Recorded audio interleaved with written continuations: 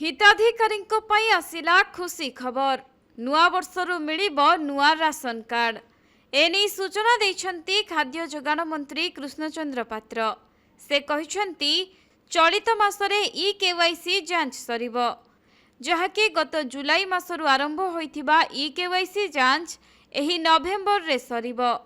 ଏବେ ପର୍ଯ୍ୟନ୍ତ 16 ଲକ୍ଷରୁ ଅଧିକ ଅଯୋଗ୍ୟ ହିତାଧିକାରୀ ଚିହ୍ନଟ ହୋଇଛନ୍ତି ଏବଂ ଏବେ ବି ଇ-କେୱାଇସି ପ୍ରକ୍ରିୟା ଜାରି ରହିଥିବା ବେଳେ ଆଉ କିଛି ଦିନ ପରେ ଏହା ଶେଷ ହେବ। ତେବେ ପ୍ରକ୍ରିୟା ଶେଷ ହେଲା ପରେ ରାଜ୍ୟରେ କେତେ ଜଣ ଲୋକ ରାସନ କାର୍ଡରେ ସାମିଲ ହୋଇଛନ୍ତି ଏହାର ଏକ ତାଲିକା ପ୍ରସ୍ତୁତ ହେବ। ଆଉ ଇ-କେୱାଇସି ଯାଞ୍ଚ ସରିବା ପରେ ହିତାଧିକାରୀମାନଙ୍କୁ ଜାନୁଆରୀରେ ମିଳିବ ନୂଆ ରାସନ କାର୍ଡ। ତେବେ 2025 ଜାନୁଆରୀରେ ସମସ୍ତଙ୍କୁ ନୂଆ ରାସନ କାର୍ଡ ମିଳିବାକୁ ଟାର୍ଗେଟ ରଖିଛନ୍ତି ରାଜ୍ୟ ସରକାର।